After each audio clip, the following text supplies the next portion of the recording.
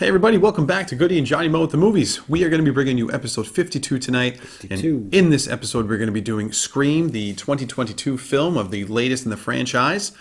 Before we get to that, we are going to do our traditional drink of the night. I am drinking a Bitburger Fest beer that I managed to somehow get a hold of, even though we're long past October. Long past the holidays. And this is a Sam Adams Holiday Ale, Holiday White Ale, I think. It's this is one of their holiday beers. I just happen to still have a few left in the house, so I might as well finish it off. So apparently we're finishing off our holiday killing beers. these off. So guys, thank you so much for watching, listening as always on our podcast.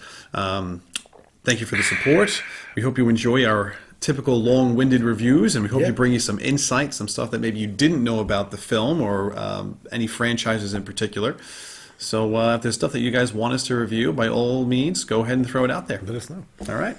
So I like this Bitburger Fest beer. It's darker. You usually do. Than the regular Bitburger, which I love. Usually buy that up when it comes out too for a while. So, little missed opportunity with this Scream film. I'm not talking about the film itself, but I am talking about the marketing. The fact that they didn't call it Scream 5 and they chose to just call it Scream I thought it was going to be Scream 6. How many Screams were there previous? Well, this is the fifth film. Oh, I thought that was the whole thing. Why didn't they call it Scream 6? No, but this is the fifth film. So to me, like, you have an S in the name. You could have just made the S a 5 and called it Scream. Yeah, they could have done something. You know, to me, like, I understand if you don't want to call it Scream 5, but to me that would have gone over nicely. To me, it seems lazy because I don't mind when they repeat the name if it's a reboot. If it's a reboot of the original, franchise. If it's a reboot of the franchise, right, I'm okay with that. But it's just a continuation. Yeah, like, if they come out with, if the last Friday the 13th movie was called Friday the 13th, like, how dumb is that? Right. It's So I kind of agree. I wasn't a big fan that they just called it Scream because we knew it wasn't a reboot because so many of the original members are in it. We know it's a continuation. So you guys have been following us for a while now. So if you have, you know that Johnny Mo and I both enjoy horror films. Typically in October, we try to do like a binge festival and just watch a bunch of different horror movies throughout the month. This one just came out in January, but I have seen all the Scream films many, many times over.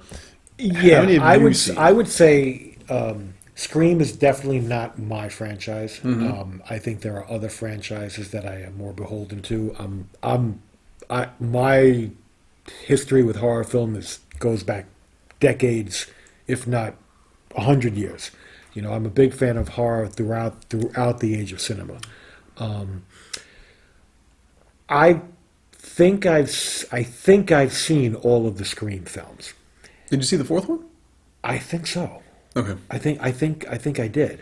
And I can tell, I'm sure I've seen the first Scream movie at least twice, but after that I may have only seen them once because I never really had a desire to go back and rewatch them except for the first one because I think the first Scream film was like kind of like a groundbreaking type of trend-setting type film. Yeah, I mean that movie came out.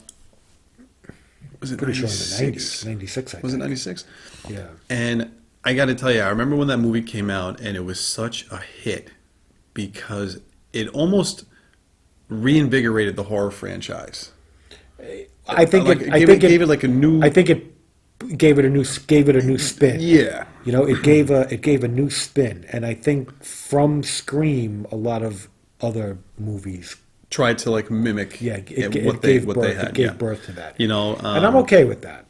No, me too. Yeah. I mean, sometimes you follow what is successful. Yeah, right? I think it's just like I think like Blair Witch Project was like a kind of like a fresh idea type horror film that birthed a lot of imitators. Same thing like with the I think the Japanese horror films like The Ring. Oh, The Ring. It opened up these new branches. Because I think maybe the horror genre was getting a little stagnant. And The Grudge, remember that one too? Yeah, those were all, and though The Ring and the Grudge are all American Japanese. remakes of original Japanese horror films. Yeah. That was like a little movement.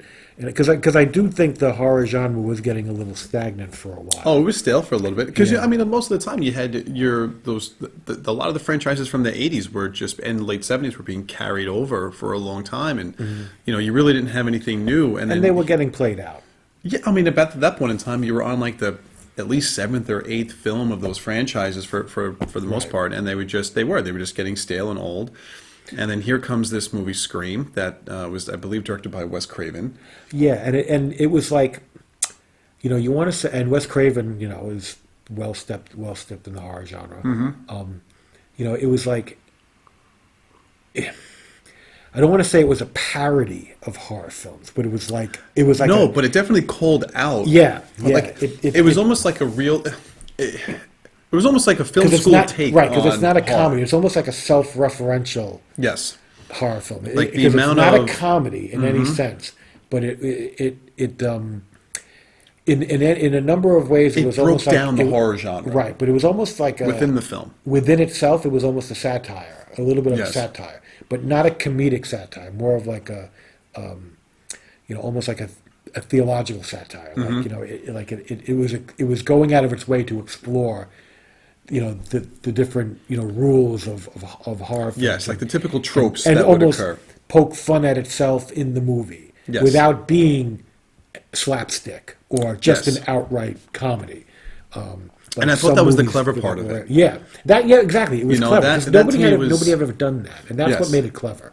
And I really did enjoy that. You had the one film kid, Jamie Kennedy, in the original, and he was the one who was always kind of talking about like the rules in a horror film and what occurs. The things you do and don't, things you say or don't say. And it might have even just been the rules of a slasher film. Could have been because I mean they definitely talk. There's heavy references to Halloween, Friday the 13th, 13th, Nightmare on Elm Street. Yeah, I mean those three franchises were heavily referenced. Oh, and yeah, we'll get because like I said, Even- there's a lot of self-referential stuff, and in this movie, there were pretty early on there were three significant references each to Halloween, Friday the 13th, and Nightmare on Elm Street. Yes. And I remember saying to Chris, I said, well, those are the three obvious ones. Yes. Like that's almost like, it's those are so obvious. There's no, like, I don't give anybody credit for referring to them because they're so obvious. It's not like, like it's too obvious of an Easter egg. And I was like, I really hope, because to me, if that's all they did, that's just lazy. Like, they mentioned this. It's like, okay, you mentioned Friday the 13th. Well, it's Main Street. Halloween and Nightmare on Elm Street. And at the end of the day, that's most of what people know. Yes. Is those three franchises and the Scream franchise and, maybe the zombies. And it's like, I'm sitting there going like, I really hope they do a little bit more than that because it's just too easy to just do that. That's not anything exciting. And they actually did wind up later on throwing out a lot more references to other either single films or franchises. And I'm like, okay, they redeemed themselves a little bit because if all you do is reference those three, you're not doing anything. Well, those are your main There's no strengths. extra credit. No. Yeah. I mean, so obviously, to me, still the best film in this franchise is still the original. The original one is still fantastic. The second film really think is. so. I don't think the second film is that bad. I actually think Scream 2 is a good sequel. 3 and 4 go downhill for me, and now we get to Scream 5. And I really thought after 4, I didn't really know what else they could possibly do because even Because these now films you're was talking about it's 25 years in now because 96 to 2022 is about 25 years. And, So and if you're the theme in these films is that it's always the past comes back to haunt you, right? Every single film has that. It's a family member.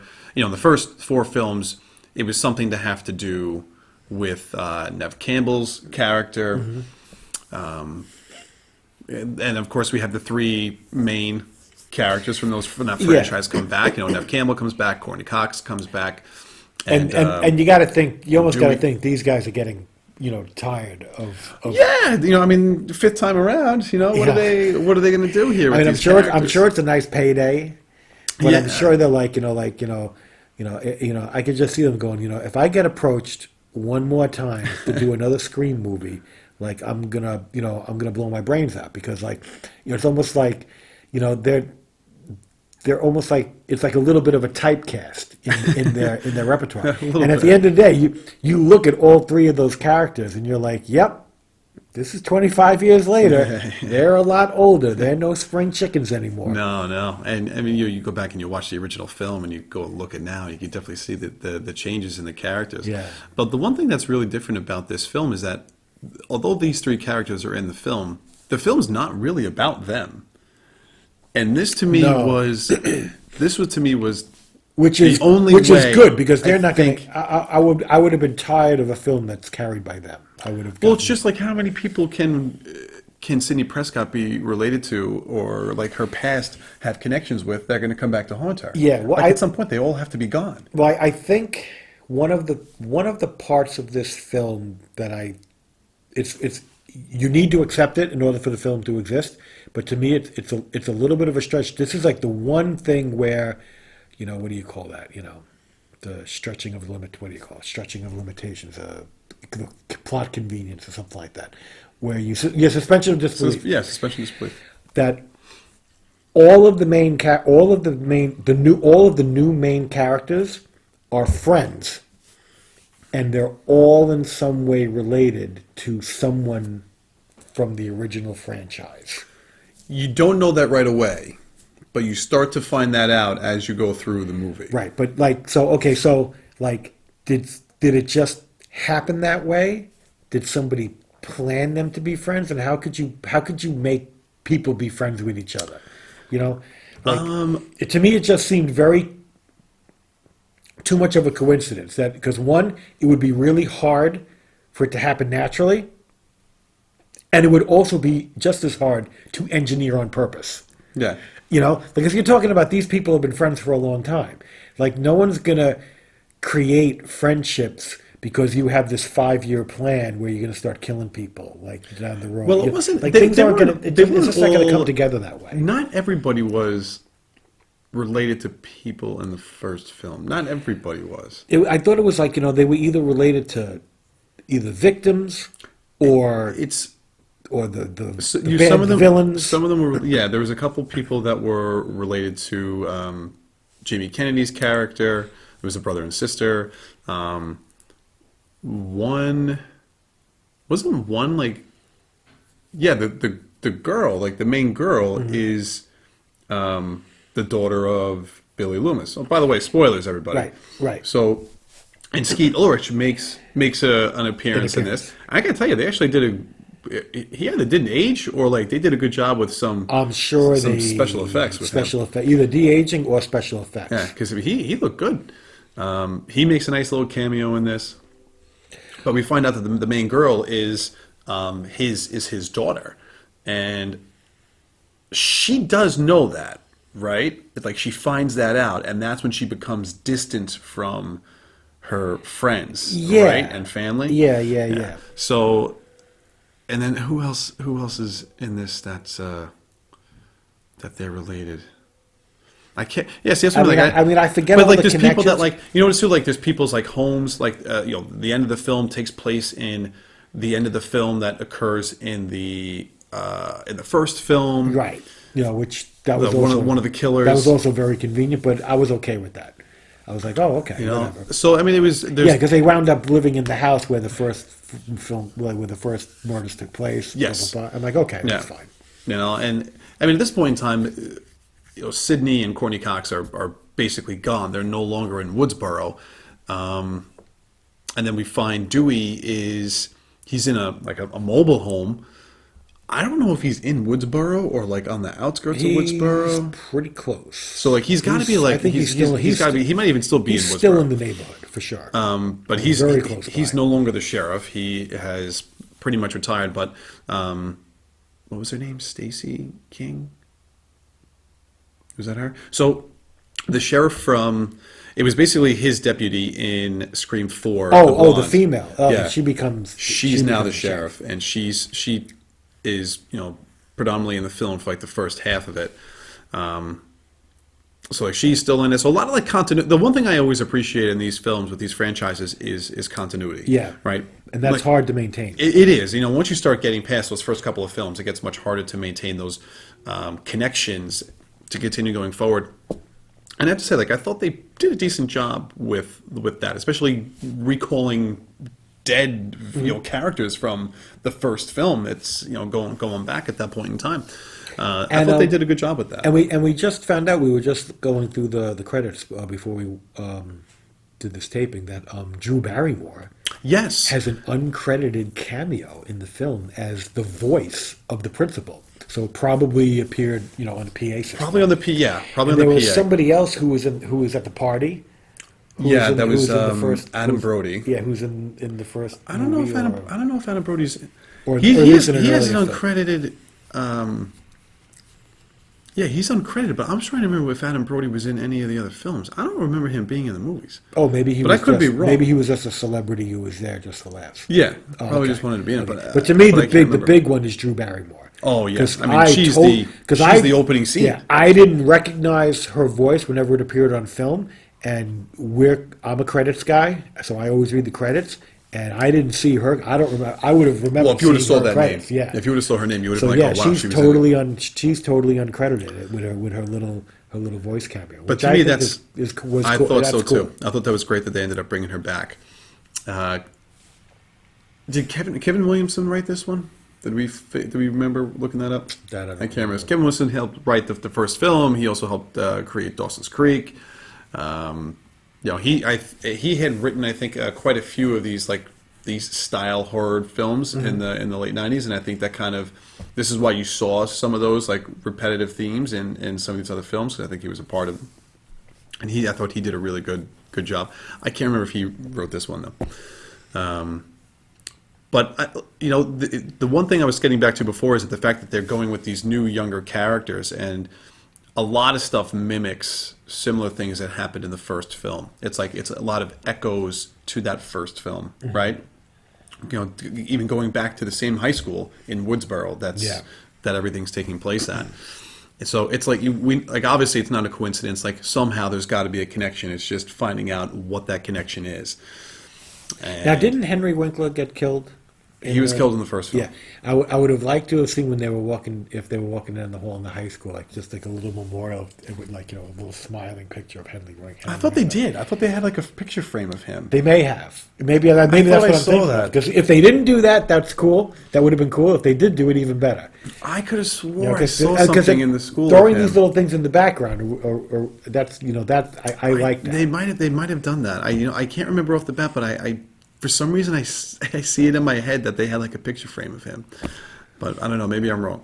There's also there's one aspect of I think a number of the Scream movies that I always find a little hard to believe, and it even happened again in this recent one, is that there are just certain scenes where, like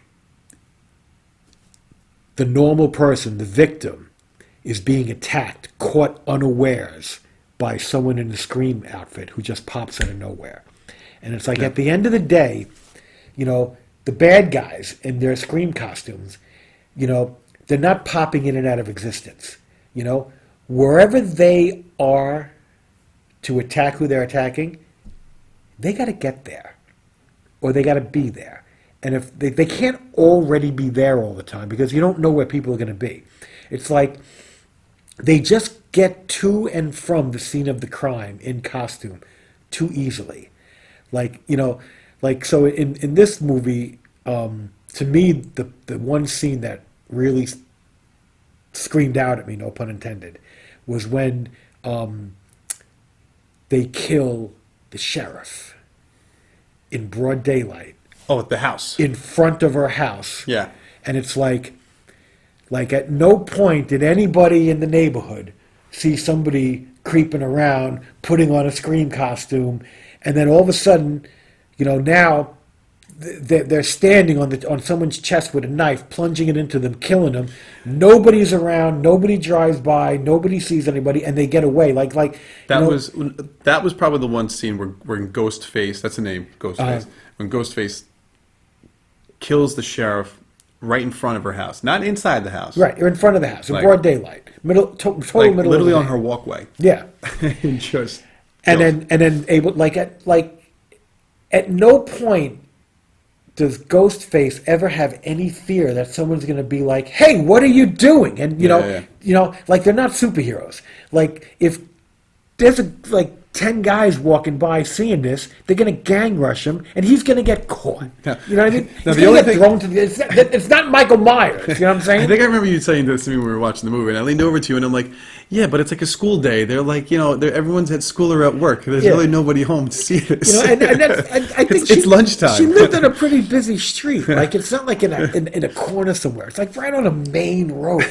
And I'm like, how do they have the ability and the freedom to just go to and from? And like even in, I'm pretty sure like in the first Scream movie, Yeah. where it's like, he the bad guy. I'm not sure which kid it was at that point. They're already in the girls' locker room. I'm sorry, in the girls' bathroom. Yeah. And, the girl walks in and then everybody else leaves and then she's in there by herself and, and then, like, you're in the school. You had to walk into the girls' bathroom at some point. And now you walked in there with, I don't know, your costume in a garbage bag. Like, you didn't go in there with the costume. Well, see, on. that's the one genius thing about the Ghostface costume is that it's literally like a cloak and the mask. Right. Right. So you could kinda- you could literally you could conceal that pretty easily. Right. And then just throw it on when you need to. Yeah. But I understand what you mean, She but attacked, getting like the into- Ghostface attacks. I think it's Nev Campbell. I think attacks Nev Campbell in the bathroom in the school with a knife and all this stuff, and she goes running out of the bathroom. And now you're Ghostface in the bathroom. Somebody just ran out of the bathroom screaming bloody murder in the middle of a packed school hallway. That's why there's windows in the bathroom, though, so you can run out of those. That's what they did. They ran out of the bathroom. They jumped out the window. And nobody saw somebody jumping out of the window and sort of chasing them down the block. I'm like they just seem to be able to appear and disappear exactly when and how they need to be in order to do what they need to do and mess with people. They know where people are going. They're able to get there in advance. They got their costume on. They can screw with people and kill them, and they can leave, and nobody saw them. And I'm like, They study the walking patterns very well. it's They magical. know these people's schedules. and at some point you can only push that so far. It's like you can't keep going to the well. Well, they definitely take it to the limit in this film, for sure. To me, it would have been perfect if, like, after he had killed the sheriff in the front lawn, like, gotten up and somebody crossed the street and said, "Hey, what are you doing?" And they ran away.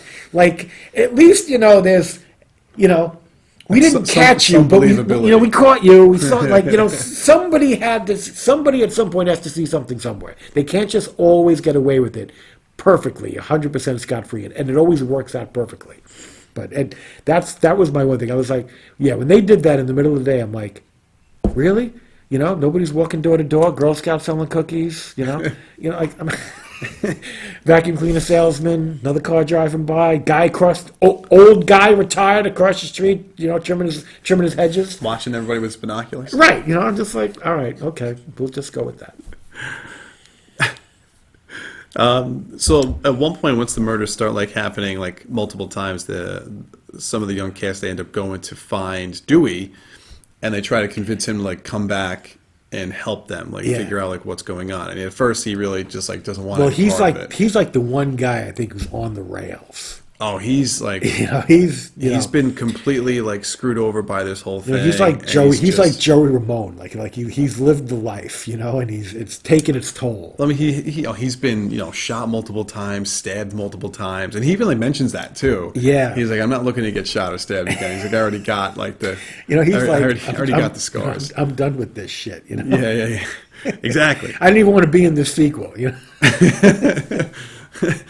But Dewey eventually ends up coming to help out, and he's the one character at first that gets heavily involved, and then there's I don't even think we don't even see Gail Weathers at first, right? Courtney Cox's character, and Dewey does the Dewey thing, and he calls Nev Campbell, right? He calls Sid and just asks what's going on, and she's like jogging with a baby, and so like we know she's got like a family now at this point in time. But again, they continue to focus on like the newer young cast, and I think that just takes the story in a new, fresh direction rather than focusing on the older characters.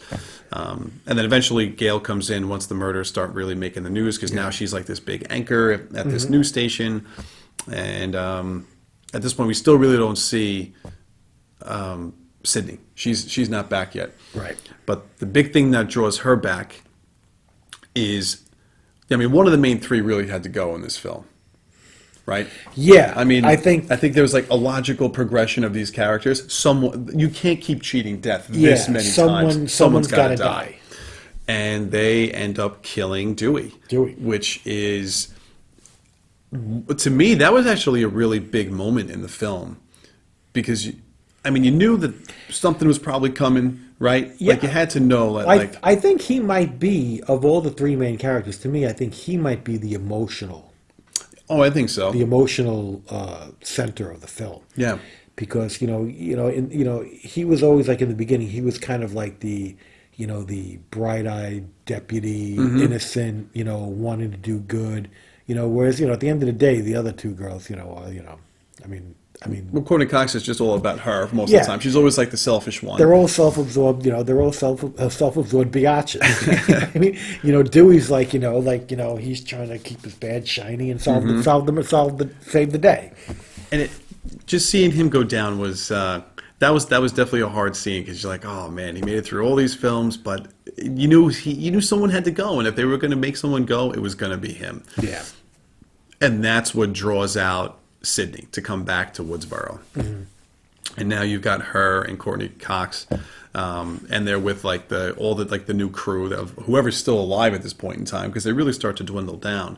And they basically start grilling the young girl. I think her name in the movie is Sam, and they start grilling her like, who's close to you. Like, you have to like start thinking that one of these people close to you is the killer. Right. How long have you known this person? No, right. The boyfriend. How long have you guys been dating? And then all this does is basically throw a lot of questions. And now she starts to like second guess everybody that's close to her at this point in time. Her boyfriend, her own, was it her sister? Right. That's her sister that was in the hospital. Yes. Right. That basically gets attacked first. Yeah. And survives, which I don't know if she was supposed to survive that. Because I'm pretty sure she got stabbed pretty badly. Multiple times. Yeah. Like, not for nothing. Like, I thought that was a fatal attack. Yeah. I'm like, that girl's dead. I mean, she's not. In other films, like, it typically was fatal, but in this one it wasn't. And so you almost think, did Ghostface make a mistake, or was it planned to draw people out? And it's hard to plan that. It's hard to stab people to the point of almost dying. Almost dying, right. Like, they can survive this. Yeah, no, it doesn't work that way. I'm not really sure if that was planned up. But, I mean, listen, at the end of the day, it got the job done. Yeah. It got people to where they wanted. And it starts the wheels of this girl starting to question everything. But now the boyfriend, who's played by Jack Quaid. Right. Now, Jack Quaid was someone I recognized because he was in The Boys. Yeah, that was his he's break. the son of Dennis Quaid. One of the Quaids. Dennis Quaid. Yeah. Yeah.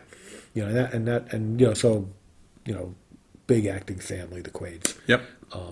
But yeah, no, I recognize him from but now they lived like far away. They didn't. Yeah, they lived away from the area because they got away from Woodsboro, because it's basically the association of the main girl Sam, and she found out who her real father was. Yeah, and that's what really kind of like drove her out. And you eventually find out that the boyfriend, who was predicted, I think, by Dewey to be you're the bad guy. You're the bad guy. Normally it's the love interest. Yeah. You're the bad guy. Because they were basically going back to saying, like, because Dewey's trying to figure everything out and how everyone's all related to one another as like all the friends, and so he starts rethinking about the very first killing, going back to the first film, and he's looking at the boyfriend. He's like, killer could be you. The killer probably is you. Yeah. And like everyone's kind of like like looking at each other, and he's like, "What? What are you talking about?"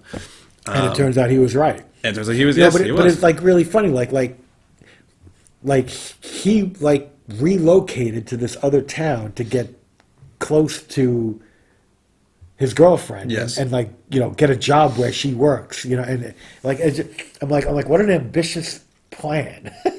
But it was the one thing these films have always done by the end is that the killer always, at least in the first film, the two killers had like they were doing it because they thought it was going to make like a great like movie, right?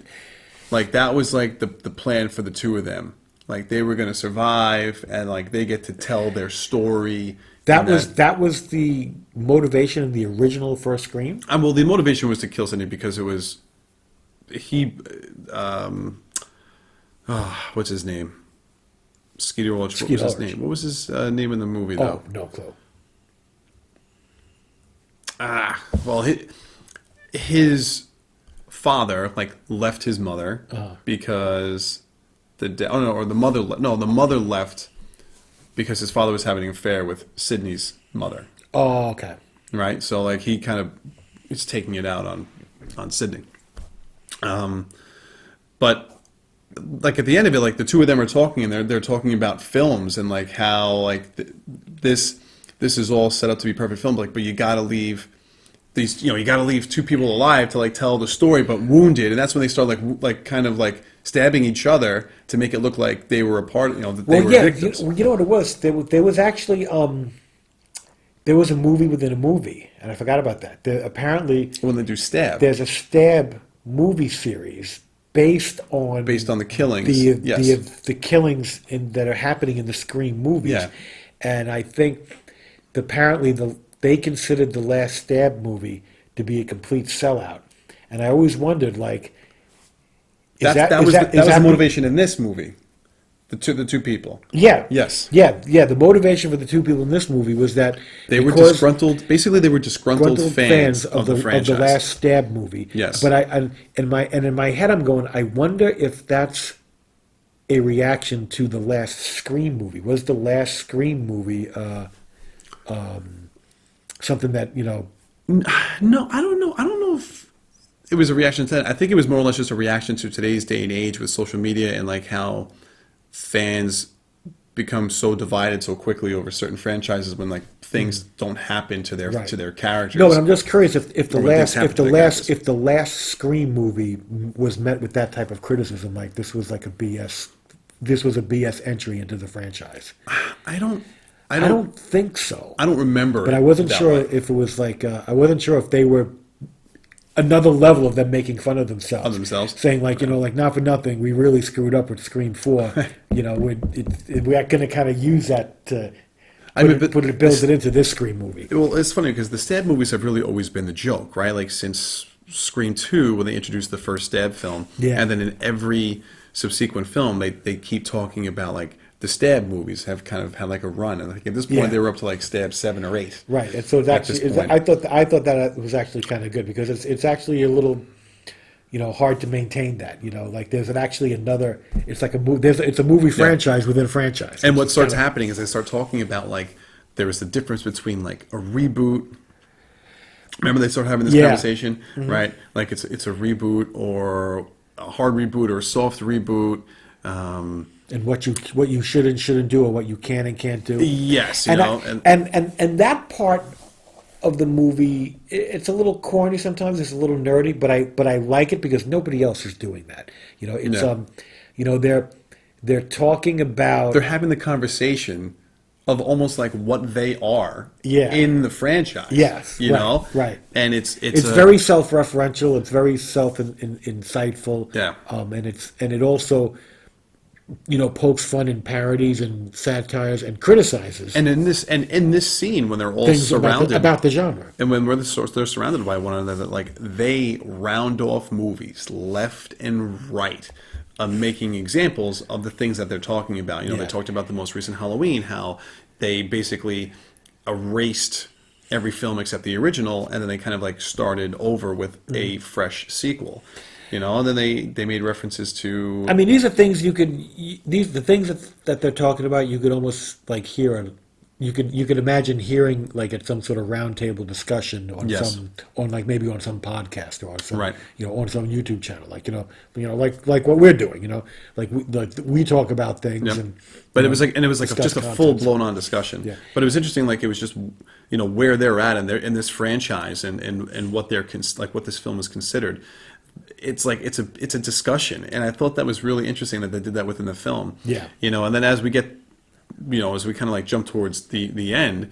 There were some other references in there somewhere. There was in one of the houses there was a bunch of movie posters, and Yes. I always like pointing out the movie posters, and they actually had. And then what was the movie that they were watching?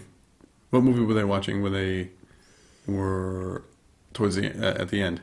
Oh, I don't remember. Inside the house. I thought. Because in the Scream 1 they were watching the original Halloween. Yeah. And what were they watching this time? I know there were Hitchcock movie posters. I wonder if they were watching a Hitchcock film. See, I wonder if they were watching the original Stab movie. But like the parody. Yeah, maybe. I don't know. No, or maybe it wasn't. Maybe it was a real. I can't remember either what they watched. But I did enjoy I enjoyed that they had a couple of Hitchcock posters, at least one, if not two. I think probably Psycho and Vertigo were probably up there. But it's always fun because any movie poster that ever appeared in any film was put there on purpose. Mm-hmm. Nothing is there by accident. No. So it's I always like this. I always like to see this. I think my favorite movie poster scenario is when in Pulp Fiction when they go to Jack Rabbit Slim's. Oh, they're all over the place. You look at the movie poster there. It's like these Tarantino are all B movies that a lot of people have never seen or heard of. But yeah, I always like to see the movie posters, and I always like to see what movies playing on a marquee if they're going to buy a movie theater. That's always fun. Especially if it's a timepiece movie, if they got the time right. Yes. So I mean, we get to the final house, the big party scene, right, where all the high school kids are having this giant Halloween party. No, was it a costume party? Was it? No, but was it a costume party? No, it wasn't a costume party. It was.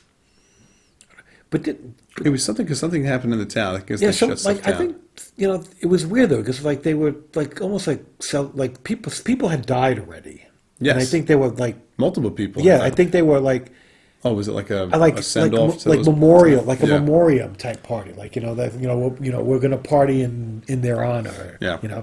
Which probably didn't make much sense, but all of a sudden, Well, the funniest part we're gonna talk about the funniest part with the kid on the couch. Yeah. This was the thing. Oh man, this was great. It's everybody knows we don't want to die, so don't go anywhere alone with anybody. And the thing is this guy's his girlfriend's hitting on him, and everybody's a suspect, and he won't go upstairs with her to get some action because he doesn't want to be alone with her because if you're the killer, you're going to kill me. But the best part was he tells her this. It's not like you would just think it, right, and try to figure a way to worm your way out of it. Right. He's make sure let's leave the door open in case I need to make a quick getaway. No, he's like, I don't know if we should.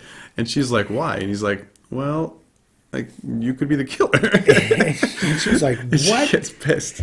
So that was a really, really funny. And that was really funny. But the counterpoint to that was at some point that girl goes outside and disappears on her own. Mm-hmm. I think winds up getting attacked. But the boyfriend. No, she makes it back in. Oh no, she does get attacked, but she runs back in the house. Right. But the boyfriend goes out alone after her, and it's like, okay, you won't go upstairs into the bedroom with her, but you're going to go out into the night by yourself. And it's just like, all right, you're sitting there going, I'm aware of the rules and I'm not going to do that. And then 2 minutes later, you're doing the dumbest thing possible. Right.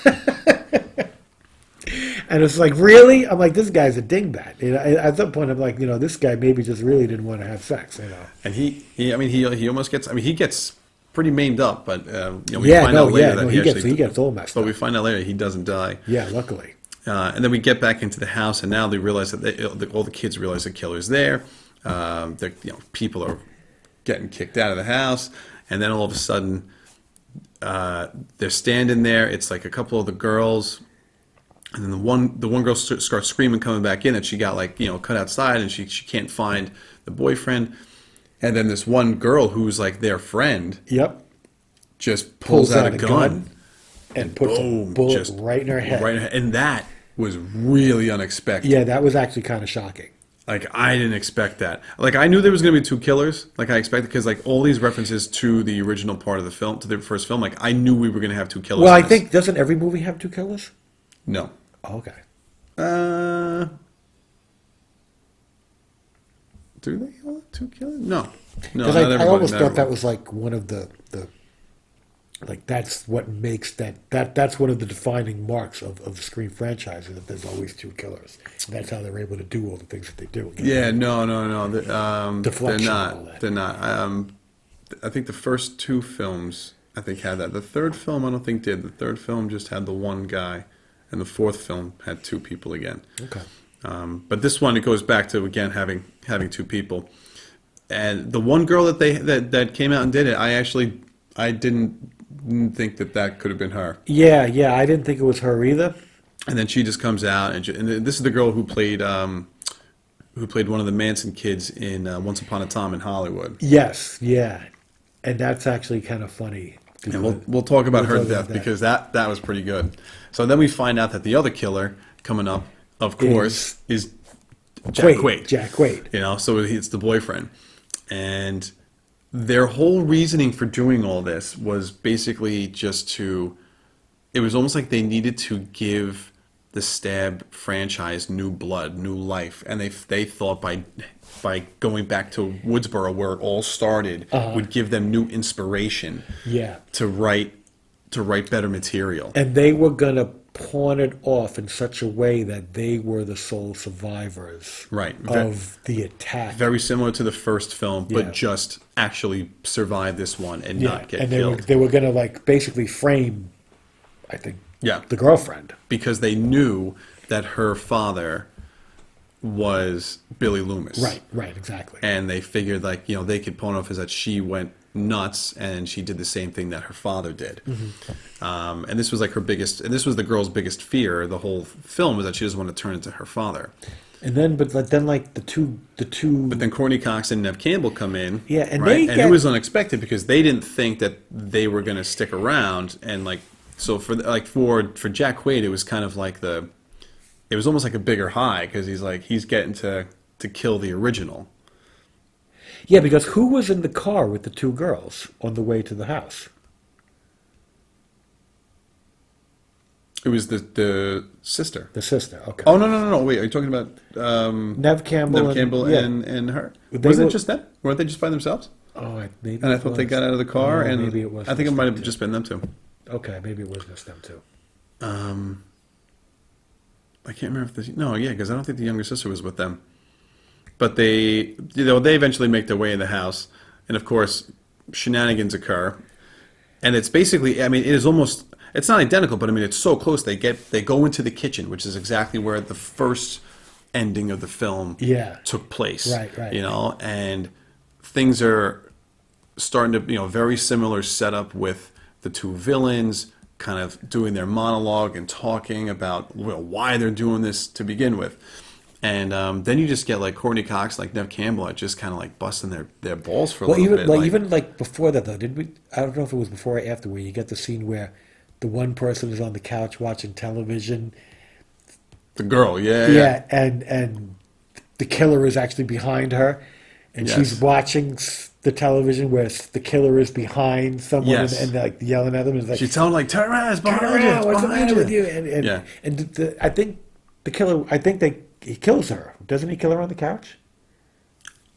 They don't know. She doesn't die. Oh, she doesn't. But die. she definitely gets injured. Okay, yeah, but it attacks her. Yeah, It's and that was actually kind of funny. I think they did that. They've done that a little bit in the past. Yes, but it was good to see again. But the two main girls, the two original main characters, one of them actually gets really hurt. Like she should. Courtney Cox does. Yeah, Courtney Cox should have been more disabled based on the extent of I mean, her wounds. the end. The end. It movie. looks like she. Excuse me. It looks like she has like a flesh wound when she's like at the ambulance, like getting like wrapped up. Yeah, like and it's not like she's no, okay. like she was like she was stabbed really bad. I thought. I think No, she she looked like she should. I mean, she probably should have been dead. yeah, like she should have been bled dead. out. She should have bled out. She should have bled out. At the very least, they should have been stitching her up when the ambulance Yeah. got there. And at the end, she's like, I'm okay. Like, It's like I've been stabbed before. I've been shot before. Yeah. We've done this. it's like the whole like the what's the movie with Arnold Schwarzenegger? Last Action Hero. That's something actually like that. Where it's like it's just a like, flesh wound. like in the movie world, Yeah. you get shot, you got to shake it off. But like when they get to the real world, Yeah, you can't. they get shot. It's like, oh my god, this really hurts, and it's like, that's actually really funny. But it was just so interesting how the two, because I'm just trying to remember like how the two of them even met. Like they met at like a Comic-Con or like in a fan chat room or something like that, right? Isn't that like how the two of them met? The two killers, Jack Quaid and then the girl, gotcha, the Jack right? Quaid Like because girl. it was like a thing like how did they even like hook up together? Yeah, right? yeah. And they took it upon themselves to try to like reinvigorate the franchise, and it was Devise amazing this that whole like plan. they did all of this just to prolong their franchise that they are in love with. Yeah, it seems excessive. Yeah, They would and even the think big anyone thing would go was- that far. And the big thing, I remember they one thing that came up was like the toxic fan base, and then it brings memories back of like Star Wars when the Last Jedi came out, and I believe that actually gets brought up at one point. Like Star Wars gets brought up at some point in time. I think so too. And and like that's one thing that it just that triggers my mind. So you get to see all this happen, and it's like and I knew from the start that Jack Quaid was probably the killer. Like from the moment like I see him come on screen, the fact that like you knew he was the boyfriend, I'm like, all right, that's suspect number one. It would be really fun to see like Vegas odds. Oh, like who the killers, All the killers were. as the movie progresses. Like, At the beginning of the movie, it's even money. And all of a sudden, things start But to change. I gotta say, like, there's one thing that they do. Like, they did a good job making you second guess, like, who the other person was going to be. Yeah, no, they did, without a doubt. Because when Dewey gets killed, Jack Quaid is there without the ghost face, and there's a ghost face there, so okay, there's definitely two killers here, right? Yeah, and it makes you wonder, when the killer is the girl, is Yeah. she that strong to pull off what she's doing? And that was a big question we had that when we walked out of the movie theater. Like, I don't know if she could have taken Dewey, even with him being injured. Yeah, exactly. I don't know if because she's what, 18, And 17, 18 years and old. she's not no bodybuilder. She's No. not muscular. She's a rail. She's stick, and you got Dewey, who's in his he's got to be like in his like late 40s, early 50s. Yeah. Right. You figured he should be able to like take her. So that was a little unbelievable for me. Right, because in the first movie, the both killers are guys. Yeah. One's Skeet They're Ulrich. both. Skeet Ulrich is like Yeah, he's well built. well built, and the other guy's He's tall. tall and very well built. Yeah. So to have one of the killers being like this girl, it's just like, really? And it's not even just the fact that she's a girl. It's just the fact that she's like so young. She's like 17, 18 Yeah, years she's old. young and she's not, she Because it's different like if you're talking about she like doesn't someone. look like a strong, Right. like, if- she's not on the wrestling team. when this girl goes up against someone in her own grade, like that's a matchup, But if it's someone like, if it was like Dewey going up against like Courtney Cox and Nev Campbell, I expect it to be a better fight because just age wise they're closer together. So that I could see. Yeah. But when Courtney Cox and Nev Campbell just basically start making fun of these guys, like they get pissed and they start screwing up, and then all of a sudden. Something happens where like they want to go. Oh, they said like go get like the younger sister, right? Because they want to like off her, Right. and they go together and they can't find her, and now they start like freaking out. Yeah, and I love the younger sister in this movie. I think she like played. Oh yeah, she played it. No, she played a good role. She was a tough nut.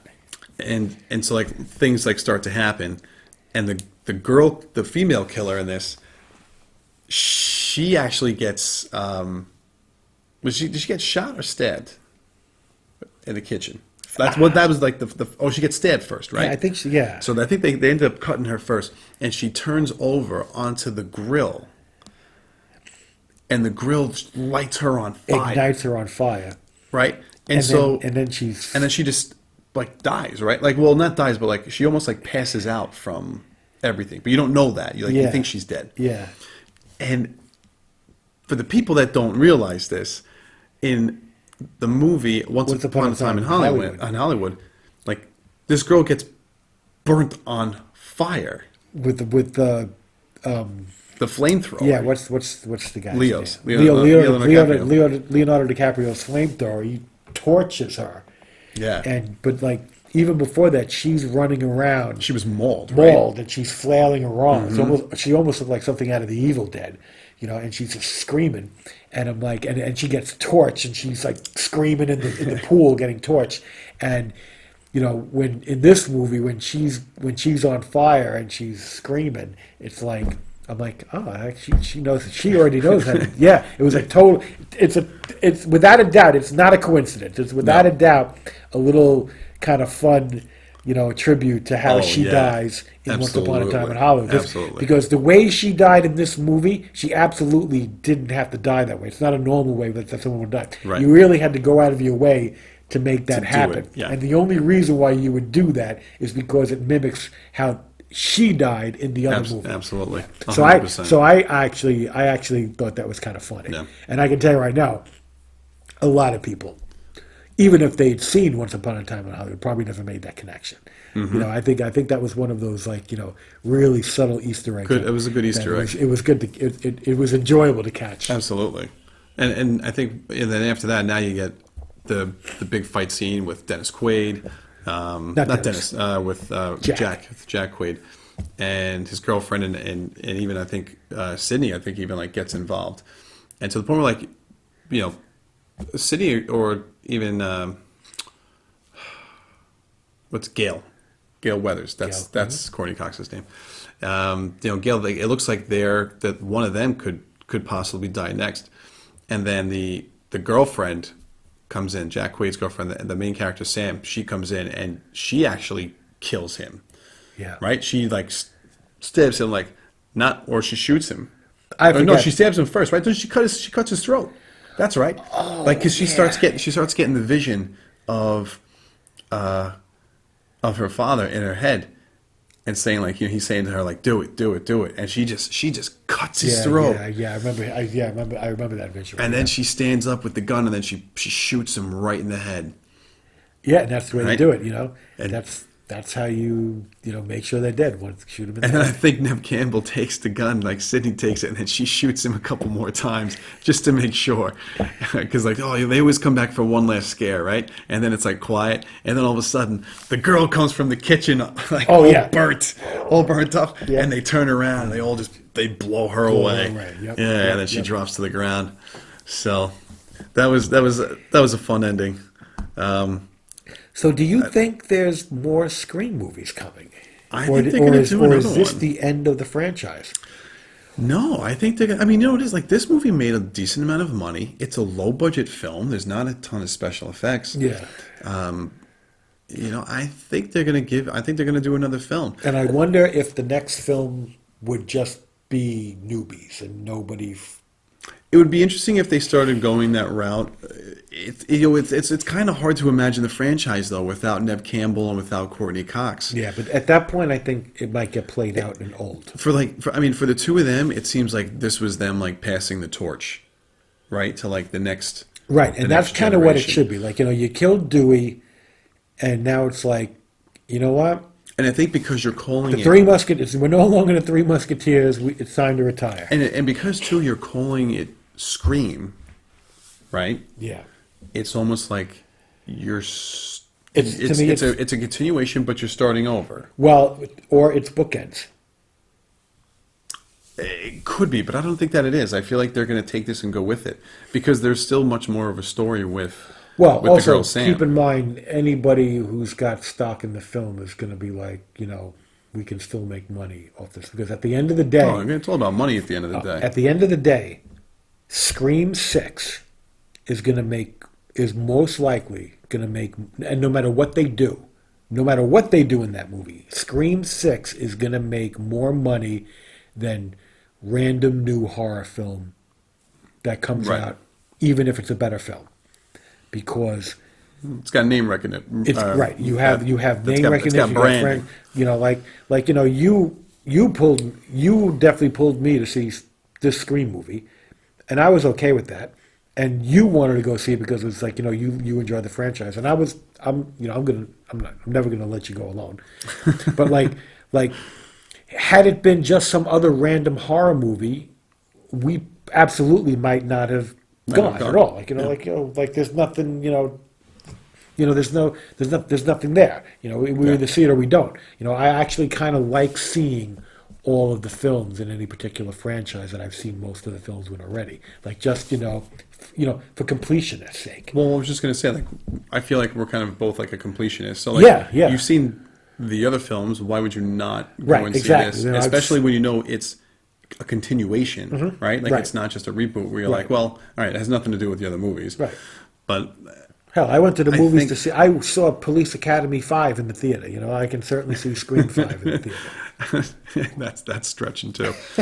But I honestly think they're going to do another movie. The only question is, are they going to have this newer cast? I mean, granted, there's really not many people left, Right, a lot of them died. right? So, and are they going to keep it in Woodsboro? They didn't always keep it in Woodsboro. Like it has changed where they had some of the killings. Like Scream 2 wasn't in Woodsboro. 3 and 4, 3 partially took place in Woodsboro. 4 definitely took place in Woodsboro. So I don't know. I'd like to.